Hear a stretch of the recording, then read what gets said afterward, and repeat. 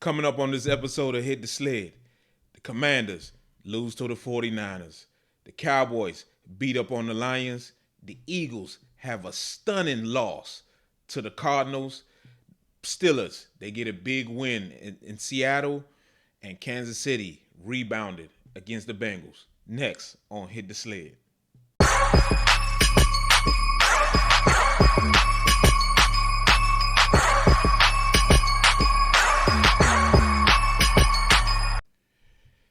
Hey, what's up, everybody? Thank you for coming, checking me out on another episode of Hit the Sled. Before we get started on this episode, hey, don't forget you can find me on my Facebook channel, on my YouTube channel. Not only am I on YouTube, but I'm also on Facebook. I'm also on Instagram, and I'm also on Twitter. So follow me on those platforms. And not only those platforms, I'm also on TikTok, and I'm currently on Twitch as well. Hey, thank you guys for checking me out. When you watch the videos, subscribe, but not only subscribe, but leave comments. Leave a couple comments so that I can know how you guys feel about the podcast. So I truly appreciate it. But with that being said, we're going to start on this episode on the podcast with Commanders lose to the 49ers 27-10 on Sunday. It was a dominated win by the 49ers. It was here at FedEx. It was a lot of 49ers at that game. I was at the game, and I was stunned to see all the 49ers fans out there. They were there and they were rooting for their Niners. And to be honest with you, the Niners came out there and they came out there and dominated. The game wasn't really that close, to be quite honest with you. Brock Purdy had a decent rebound, a real good rebound game. He came out, he was 22 for 28, 230 yards, 2 touchdowns. Just a nice basic game. He played well. He was accurate. He moved around. He threw a touchdown. One of his touchdowns was to Brandon Ayuk in the back of the end zone. Nice throw, made the people miss, and Brandon Ayuk broke free in the back of the end zone. Very good play on his part. And Brock Purdy, he didn't have to be a buzzkill, but he did have to just play better because of that devastating loss they had against the Ravens on Monday night. So they came here and they did their thing. They didn't look like they came out of first gear. It was real easy, real consistent. Christian McCaffrey, he only played 3 quarters. He had 14 carries for 64 yards. Elijah Mitchell, who replaced him, he came in. He had 17 carries for 80 yards and a touchdown. He played well. Brandon Ayuk, I spoke about him just a couple seconds ago. He played well. He had 7 catches, 114 yards, and 1 touchdown. And it was just a simple. They didn't even need simple game. They didn't even need Debo to do anything. Debo had 5 catches, 37 yards, and he had 3 rushes for 35 yards. Debo caught a touchdown, and that was it. Kittles didn't really have to do much. Like I said, it was a comprehensive win. As far as defensively, the Niners, they was just doing their thing. They made some plays. They got 2 turnovers, 2 interceptions actually. They got 1 interception from Charvarius Ward. Nice interception. He baited Sam Howell into that throw, and showing up, Sam Howell threw it. We're gonna get to him. We're gonna get to him later. But then another pick by Demonador Lenoir. He did a good job as well. Had a nice interception. So the Niners played well, man. It was a comprehensive victory for the Niners. The Niners, they just came out here. It looked like it was just a business call for them. They just came out, and they just slowly but surely, when they needed to turn it on, they turned it on, and they just dismantled the Redskins /Commanders going away. In regard to the Redskins, in regard to the Commanders, they played well. They tried to. I shouldn't say they played well. They played hard. They were out there trying. They just don't. They just couldn't come up with plays to hang with the 49ers. It was just one of those things where the Niners are just that much better than the Commanders. They don't have the players to compete with them.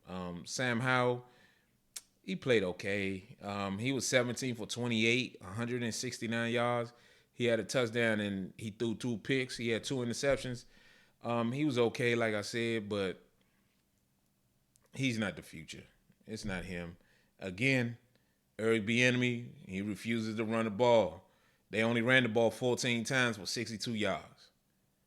14 times. That's it. Threw the ball 28 times. That was it. Receiving, Terry McLaurin. He had 4 catches, 61 yards, and a touchdown. Continues to be the only one of the few bright spots for the Skins. They just don't have enough to compete with the 49ers. The 49ers are on a whole nother level than the Commanders. It's going to take them a couple years to even start to compete with the 49ers. The only thing I can say that good that happened is that the Commanders lost, and by them losing, they're currently, as we sit here in week 17, after week 17, they have the second pick in the draft. If that don't make you excited as a Commanders Redskin fan, I don't know what else is, because they need a quarterback. And if they end up with the second pick in the draft after this last game of the year, then I don't know, because if they get that second pick, they can get Caleb, or they can get another quarterback that can really help them be the next guy moving forward. Because I'm sorry, Sam Howell's not that guy. Sam Howell he's not going to lead them. I try to tell people all the time, when you're evaluating a quarterback, you should be thinking about, can this quarterback help my team get to the Super Bowl? Can we win a Super Bowl with this quarterback? I don't know if Sam Howell can't do that. Sam Howell can't do that. You look at football right now, you got Lamar in Baltimore, he can do it. Patrick Mahomes can do it. Joe Burrow can do it. Jalen Hurts can do it. These type of guys, Sam Howell is not one of those guys. Sam Howell can't do it. Sam Howell can't do it. So as we wind down on the end of this season, I'm telling you now, next week around this time, news is going to be flying left to right, because by then, I believe Ron Rivera would not be the head coach, and they're going to be start talking about hiring a GM. They're going to be start talking about hiring a coach. They're going to be talking about hiring a whole new front office. And it's going to be one of those things where this team, then we're going to see the real Josh Harris. See, right now we're dealing with the remnants of Snyder. The remnants of Snyder is still going on. Next week, around this time, that's when we're going to start seeing what Josh Harris' plan. What is Josh Harris' plan for the Commanders/Redskins? Next week, that's when we start seeing it, and that's when us as Redskins/Commanders fans should be excited about what's coming in the future. And we're gonna be bringing you the news right here on Hit the Sled. Hit the Sled will be the prime place for it. So I'm looking forward to it. It's gonna be exciting. 2024 is gonna be a great year. It's gonna be a great year. I'm trying to tell you something. It's gonna be a great year. I'm telling you something, man. It's gonna be a great year. So with that being said, we're gonna move on to the next game. Next game is that controversial game on Saturday, Cowboys versus the Lions. I know it's been a couple days away from it, but I feel like we still need to talk about it because it was such a very good game that ended in controversial manner. But we all know about the controversy that happened at the end with the referees and the reporting. Did they report the referee not seeing it? But that's not really what I want to talk about. Is the inside nuggets as to what really happened. Dak played well, man. He had that one pass that was picked off. That was late. He threw the ball late. But apart from that, Dak was spectacular, man. Dak went 26 for 38, 345, and 2 touchdowns. This is one of the first times since Dak has become quarterback of the Cowboys that going into the playoffs, he's really playing well. Dak playing well, man. Dak is playing well. They got the Commanders this coming Sunday. He should continue to play well.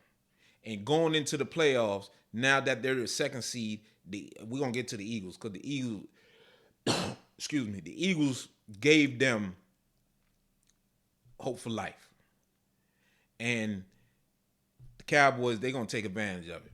Like I said, Dak played well. He was a playmaker. He was a playmaker in that play. One of the plays was that 92-yard bomb on CeeDee Lamb. If people don't remember, Dak eluded a free blitzer, came out of the end zone and threw that ball, man, and hit CeeDee Lamb right on stride for 92 yards. Longest pass player of the season so far. Dak's playing well, man. He was accurate. He was consistent. He was moving around. He's playing well, man. And not only him, but CeeDee Lamb. CeeDee Lamb had 13 catches, 227 yards, and a touchdown. The Cowboys learned from their mistakes from the previous week with the Dolphins. They targeted CeeDee Lamb 17 times. That's good coaching. They learned from their mistakes. They said, you know what? We not going to make the same mistakes like we did last week.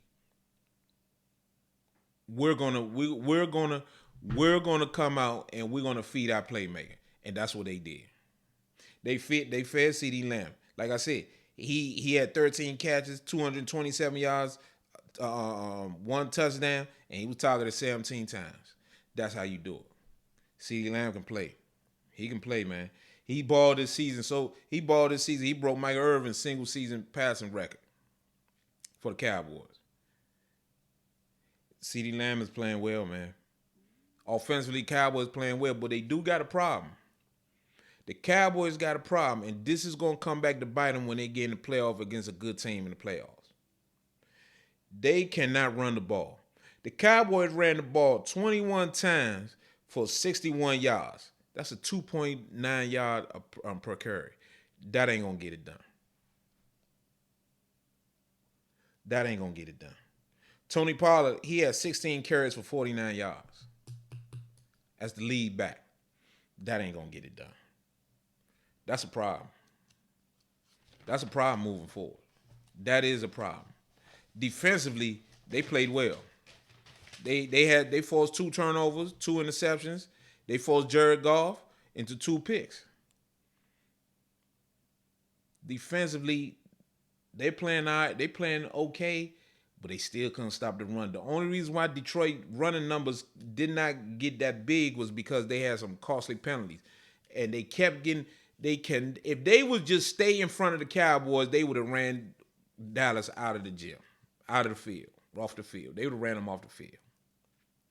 But for some reason, that's some stuff that they need to work on. They need to work on the run blocking because they kept having defenders cross their face. As an old lineman, that's a cardinal sin. You should never get beat to the inside as an offensive lineman. That's day one, high school.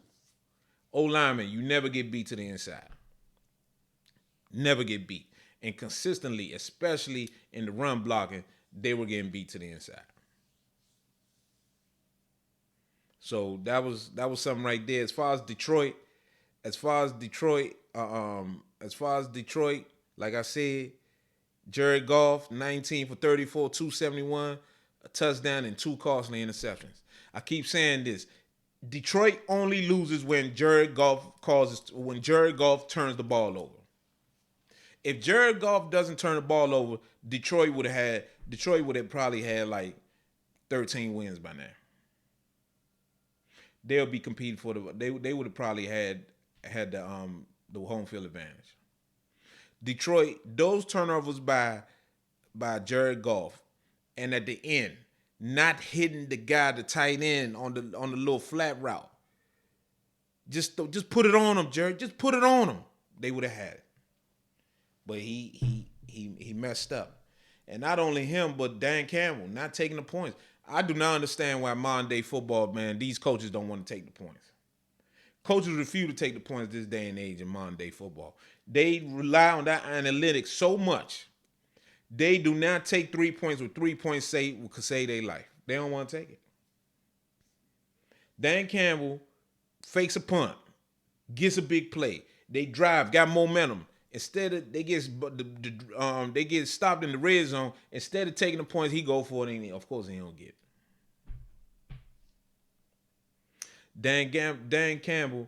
Dan Campbell's aggressiveness at some point will cause the Lions a playoff game. It will cost him a playoff game. It will cost him. So that's one of those things where Detroit now they're locked into the 3 seed. Detroit's dangerous, man. Detroit's dangerous. I'm trying to tell y'all something. Detroit is dangerous. It will not shock me one bit if Detroit's in the NFC Championship game against the Niners. It would not shock me. With a real chance of winning that game. It would not shock me at all. Detroit has what it takes.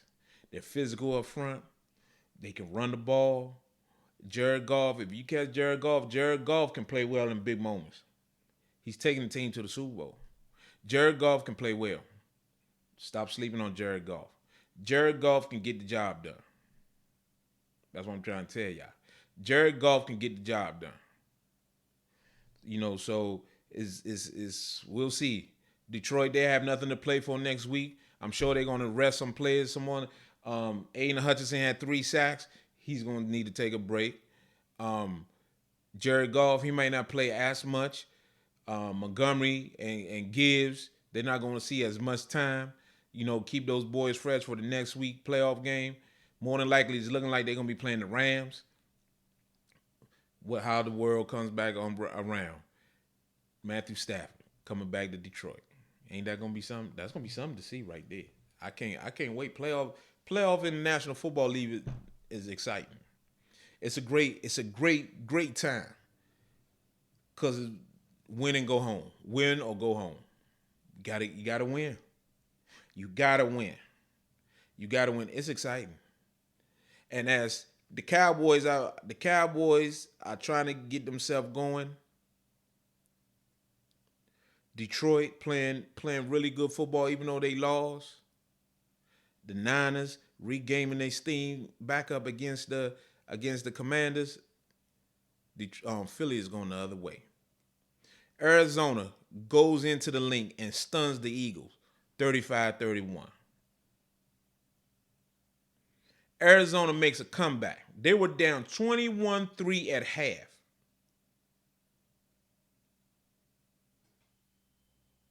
And they come all the way back after halftime and tie the game. Tie the game and outscore the Eagles 14-10 in the fourth quarter. 14-10. Outscores them in the fourth quarter. The Eagles looking bad. The Eagles are not playing well at all. Now they're walking into the playoffs wounded. They got guys hurt. They ain't playing well. Guys are mad. People are upset. And man, that's not a good recipe for success going into the playoffs. I can't see the Eagles making it back to the Super Bowl. Can't see it. I don't see it at all. Kyler Murray, as he comes back from that ACL, 25 for 31, 232 yards, 3 touchdowns, 1 interception. Kyler just chugging along. He's just chugging along, man. Jalen Hurts, he went 18 for 23, 167, 3 touchdowns. He played decent, but it wasn't good enough. James Conner, of Pittsburgh fame, he's with the Arizona. People don't even know. He's with the Cardinals. He went 26. He had 26 carry, 128 yards and a touchdown. James Conner done got that. He on that. He on something, man, because he got that juice back. James Conner out of Pittsburgh was with the Steelers for a number of years. Left. He's with Arizona. He's playing well. DeAndre Swift for the Eagles, 13 carries, 61 yards, 0 touchdowns. But man, he needed more touches. DeAndre Swift be running that ball, man. But for some reason, the Eagles don't want to feed him. Receiving wise, they A.J. Brown, he was decent, had about 54 yards on receiving. The Eagles in trouble. The Eagles are going to this game in trouble. They're not playing well at all going into this game. They're not playing well at all going into this end of the season. And now they got the Giants in New York. They already at fifth seed. If they lose this game to the Giants, they're gonna stay that fifth seed. So it's man, it's gonna be a hell of a thing there. The next game you got the Ravens. You got the Ravens against the Dolphins. Hey man, let me tell y'all something, man. The Ravens are lights out right now. The Ravens clinch home field advantage behind Lamar's perfect day passing. The Ravens are lights out right now. But I also, though, you got to give him credit, man. Lamar lights out, man. He went 18 for 21, 321 yards. He had a QBR of 195. That's 95 out of 100. Think about that. He was 95 out of 100. He had a perfect pass rate, 158.3. Lamar was great, man. The Ravens were great. But here's the thing. I seen this movie before. I seen the Ravens look like this, go out, number one seed in the playoffs, and lose to the Tennessee Titans. Lamar, unanimous MVP. And lose to the Titans. I got to see him do it. Because defensively, the Ravens are banging on all angles. They forced 3 turnovers, held the Dolphins to 19 points. They beat the Dolphins 56-19. Man, I'm gonna tell you something, man. The Ravens, man. Baltimore, they are playing well. They are playing well, man. We're gonna see they're gonna get the bye, so they're gonna be out of the loop for a couple weeks. But they are doing their thing, man. Congrats to them. They doing their thing. The Ravens got a real shot making that Super Bowl. They got real shot to make the Super Bowl. A team that I don't think gonna make it though is the Steelers. They might make the playoffs. Steelers beat the Seahawks 30-23. Big win for the Steelers. Big win for Coach Mike Tomlin. Mike Tomlin, by winning his ninth game, now has 17 years of not one losing season. Tremendous job. I don't know how they keep doing it. They 9-7. Mason Rudolph has come in as from a third string quarterback, has come in and settled this team down. They had 18. He went 18 for 24, 274 yards. Najee Harris contributed 27 carries for 122 yards, 2 touchdowns. That's the Najee Harris we wanted to see. That's the Najee Harris we wanted to see. Jalen Warren, second string running back, he had 13 carries for 75 yards and a touchdown. That's for a team they had the ball. They ran the ball 46 times for 202 yards. That's old school. That's old school football right there, and you gotta love it. The Steelers old school. They play well offensively. Last 2 weeks since Rudolph been in as quarterback, they've had decent quarterback play, and all of a sudden they looking good.